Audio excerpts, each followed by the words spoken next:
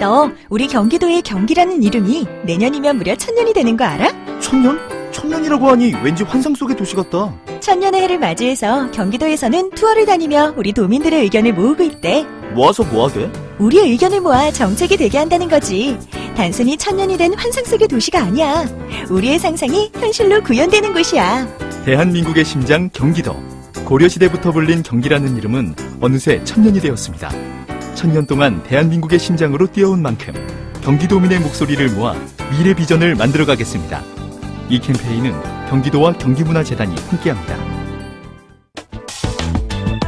한 주간 언론계 동향 살펴보는 미디어 포커스 시간입니다. 민주언론시민연합의 김원경 사무처장 어서 오십시오. 네, 안녕하세요. 제주 강정마을 해군기지 네. 시위 때문에 공사 지연됐다. 손해배상 해라. 구상권 청구 소송 정부가 냈었잖아요. 네, 네. 이제 법원에 강제 조정 받아가지고 정부가 취하했죠. 네. 이건 그야말로 보수와 진보 언론의 시각 차이가 확연히 드러날 보도 맞습니다. 같은데. 그렇죠? 예. 예. 10년간 이어져 왔던 그 강정마을 해군기지를 둘러싼 갈등이 해소될 수 있는 첫걸음이라는 평가가 있는데요.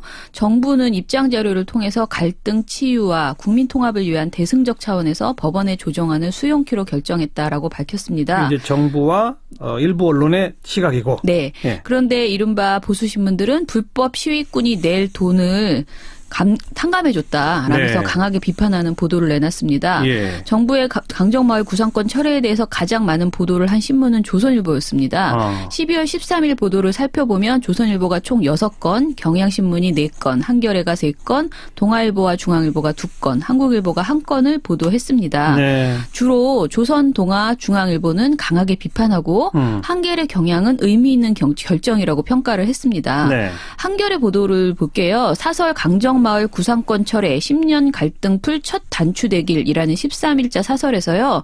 법원의 강제 조정안을 받아들이기로 한 정부 결정을 환영한다. 자유한국당과 일부 보수 언론이 이번 결정을 비판한 것에 대해서 이렇게 말합니다. 지난 10년간 갈등의 역사에 완전히 눈감은 일방적 주장일 뿐이다. 라고 비판했어요. 예. 한겨레는 애초 해군기지 유치 결정과 이후 과정은 모두 주민의 뜻과 관계없는 날림과 날치기의 연속이었다면서 주민들이 그동안 사법 처리를 받고 마을 공동체가 붕괴되었던 점을 비판을 했습니다. 네. 그리고 공사 지연 책임을 전적으로 주민에게 돌리는 논리도 문제가 있다라면서 실제 충돌을 우려해서 도에서 공사 중지를 요청한 사례가 있었고 도가 네, 예. 도에서 그리고 군과 업체가 스스로 일정을 조정한 적도 있기 때문이다라고 설명을 했습니다. 예. 이런 논란을 외면한 채 주민을 좌파 폭력 세력으로 몰아서 거액 소송을 계속하라는 것은 국가가 국민을 상대로 본때 보이기를 하라는 얘기에 다름 아니다. 분열과 갈등의 사회를 원하는 게 아니라면 더 이상 주민들 상처에 소금 뿌리는 짓은 하지 말아야 한다라고 네. 주장을 했습니다. 한 10년 동안의 역사적 과정 전부를 다 살펴야 한다 이런 취지를 그렇죠. 기본적으로. 네네. 예. 경향신문 역시 정부의 이번 결정을 환영한다는 취지의 사설을 냈습니다. 비슷한 내용이었고요. 한국일보는 사설은 내지 않았지만 기사에서 강정마을회 제주 군사기지 저지와 평화의 섬 실현을 위한 범도민대책위원회 등 주민들의 긍정적인 반응을 잘 실어줬습니다. 네. 원희룡 제주지사 등의 정치권에 환영하는 목소리도 보도를 했습니다. 예. 그런데 조선, 동아, 중앙일보는요. 주민 동의 없이 밀어붙인 국책 사업으로 인한 피해자들을 살펴보기는커녕 이들을 모두 불법 시위꾼들이라고 비난하는 논조를 펼쳤습니다. 한 측면만 보도했다 이거군요. 네네. 예. 가장 큰 목소리로 비판한 신문은 조선일보였는데요. 조선일보는 13일 일면 보도인 불법 시위꾼들이 낼 돈 세금으로 메운다라는 보도에서요. 불법 시위를 매우 강조했습니다. 네. 국가 안보나 중요 사업을 불법 시위로 방해한 경우에 면죄부를 준 셈이다라고 평가를 했고요. 뗐으면 불법도 용인된다는 나쁜 선례가 될 수 있다라는 익명의 공무원 발언을 인용하기도 했습니다. 네. 여기다가 불법 시위꾼들이 외부 세력, 다시 말해서 전문 시위꾼이라는 표현을 많이 사용하거든요. 예. 전문 시위꾼들이 이번에 동원됐던 것이었다라고 강조를 했습니다. 네. 네. 조선일보는 그날 하루에 총 6건이나 이걸 보도했다. 네네. 대체로 그런 비판적인 보도였겠죠. 예. 방송 보도는 어떻습니까? 방송 보도도 12월 12일부터 13일까지 이틀간 7개 방송사가 모두 저녁 종합 뉴스를 통해서 관련 내용을 전했습니다. 예. 이 중에서 TV조선과 MBN은 12일에 톱보도로 이 사안을 소개했습니다. TV조선은 다음 날인 13일에도 두 건의 추가 보도를 내놨는데요. 앵커 논평 코너인 신동욱 앵커의 시선을 포함하면 이틀간 TV조선이 5건의 보도를 내놔서 가장 많은 보도를 했습니다. 네. 반면 KBS와 MBC는 구상금 청구 소송 철회 당일 한 건의 보도를 내놓는데 그쳤습니다. 네. 보도량을 보면 JTBC가 3건, 그리고 SBS와 채널A, MBN이 2건, KBS, MBC가 1건 이렇게 볼 수 있습니다. 근데 TV조선은 이틀 동안 5건. 네네. 제일 TV조선이 열심이군요. 그렇죠. 그리고 정부의 이번 결정에 노골적으로 불만을 표시한 방송사는 TV조선, 채널A, MBN입니다. 종편 3사. 네. 예. 그리고 반면 SBS와 JTBC는 이번 결정을 반기는 지역 주민들의 목소리를 생생하게 전했고요. 이들의 상처와 남은 과제에 대해서 주목했습니다. 네. SBS는 12일 2건을 보도하면서 제주 해군기지 민군 갈등 일단락될까라는 보도에서 10년 동안 계속된 오랜 갈등과 상처가 오늘 구상권 취하 결정으로 다 치유될 수 있을지 미지수입니다.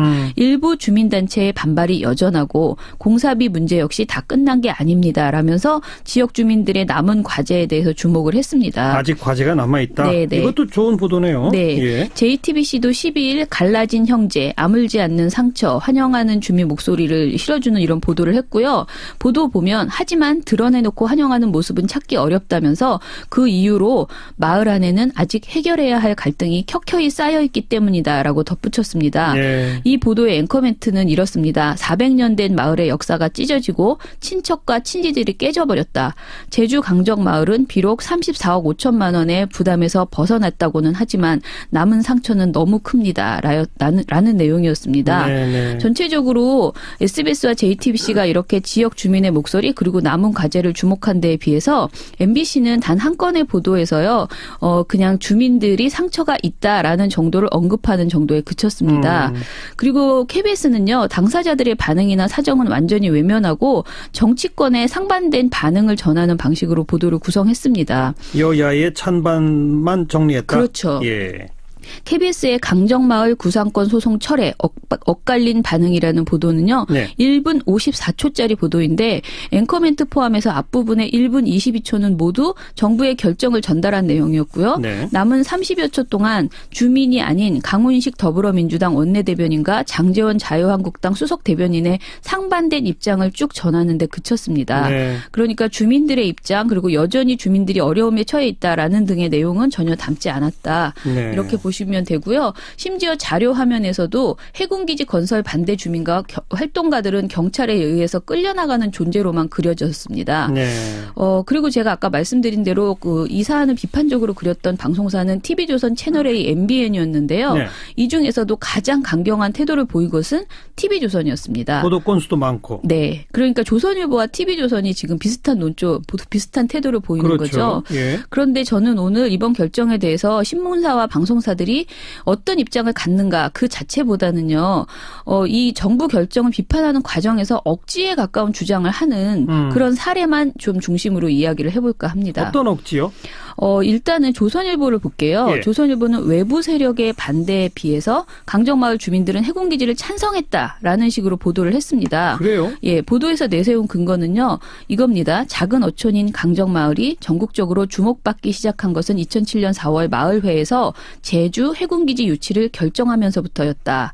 강정마을이 유치 희망을 밝힌 후인 2007년 5월 제주도는 해군기지 건설에 관한 여론조사를 실시했다. 제주도민 54.3%, 강정마을 주민 56%가 찬성 의사를 밝히면서 강정마을이 해군기지 부지로 결정됐다라고 보도를 했습니다. 예. 그러나 조선일보가 인용했던 여론조사는 당시에도 문제가 있다는 지적이 많았습니다. 2006년 6월 한겨레 20일에서 보도한 것에 의하면요. 2007년 6월. 2007년. 예. 2007년 6월 한겨레 20일에 제주의 해군기지가 결정됐다라는 기사를 보면요.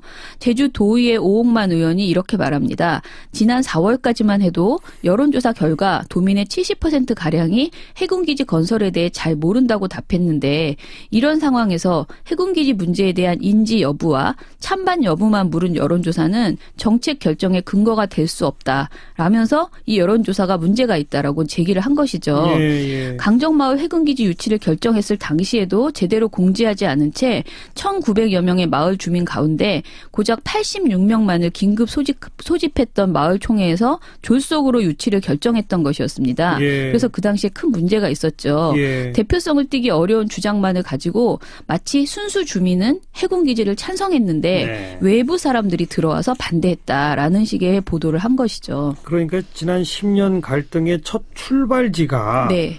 애초에 사전 작업 충분히 없고 주민 동의 충분한 토론과 동의 절차 없이 그렇죠. 부지를 덜컥 결정해버린 게 시작이었잖아요. 그렇죠. 그리고 네. 거기에 이제 근거로 삼았던 게 이런 잘못된 몇몇 주민들의 찬성 뭐 이거 네, 아니었습니까? 네. 근데 그걸 조선일보나 TV조선은 기정사실화 해버렸다. 네. 다시 10년 전으로 되돌리려고 하는 그렇죠. 그런 지금까지도 거였다. 그 얘기를 하고 있는 거죠. 또 다른 사례가 있어요? 억지에 가까운 주장 가운데? 일단 TV조선의 그 새로운 앵커로 SBS 출신 신동욱 앵커가 돌아왔거든요. 예. 그런데 신동욱 앵커의 시선이라는 12일 방송에서요.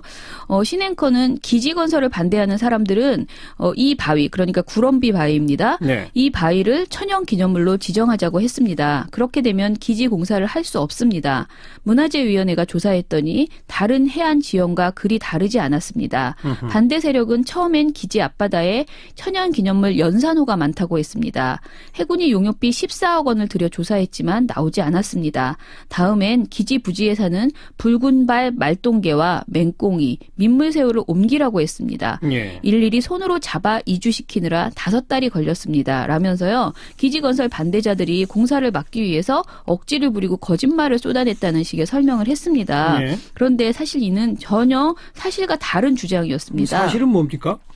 우선 연산호부터 말씀드릴게요. 예. 환경부 지정 멸종위기 야생생물, 문화재청 지정 천연기념물, 멸종위기에 처한 야생생물 종의 국제거래에 관한 협약이 지정한 국제적 멸종위기종으로 관리되고 있는 생물입니다. 네. 그런데 이와 관련해서 해군본부는 2009년 8월에 작성한 제주 해군기지 환경영향평가서를 통해서 연산호는 군집 형태로 존재하지 않고 공사 시 부유물질 발생에 의한 저서생물의 피해는 크지 않다고 주장을 했습니다. 예. 그런데 2013년 3월 제주 해군기지 건설 사업 환경 영향 조사 결과 보고서를 보면요.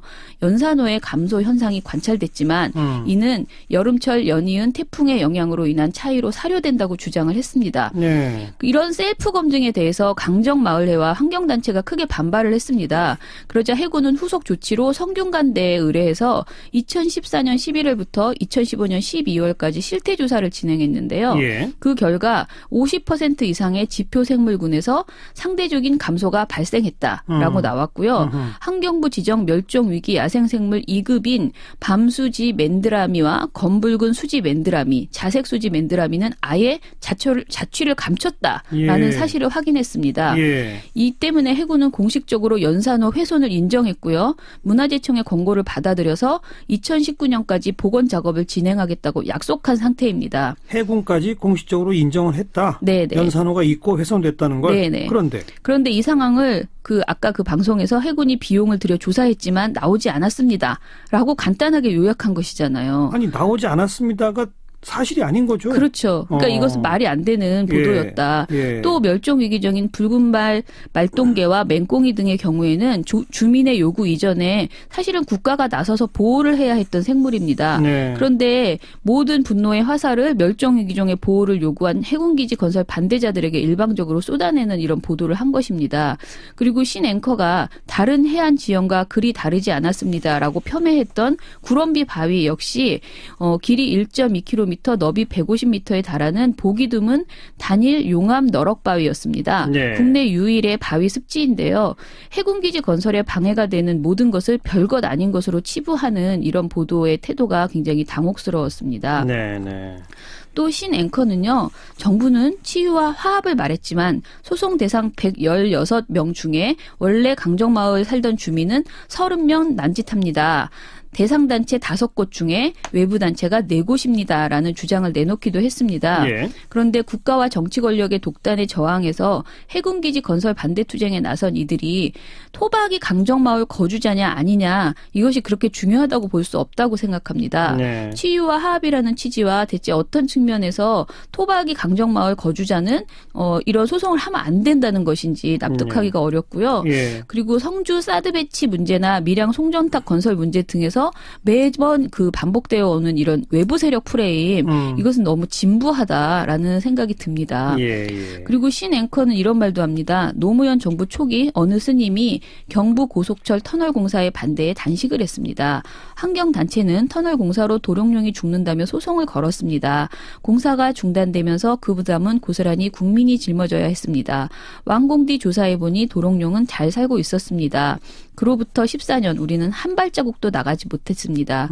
앵커의 시선은 그 도롱뇽에서 붉은발 말똥개까지였습니다. 라는 이런 비아냥을 쏟아내면서 마무리가 되거든요. 예. 그런데 정작 과거에 사로잡혀서 현 상황의 문제점을 제대로 인식하지 못하는 것 아닌가 이런 지적을 할 수밖에 없었습니다. 네. 네. 오늘은 강정마을에 대한 구상권 청구 소송 취하에 대해서 네. 이 보수 진보 언론에 극명하게 엇갈리는 네. 그러면서 비판을 위해 사실도 일부 왜곡한 네. 그런 보도들을 좀 분석을 해봤습니다. 수고하셨습니다. 네, 감사합니다. 민주언론시민연합 김원경 사무처장이었어요.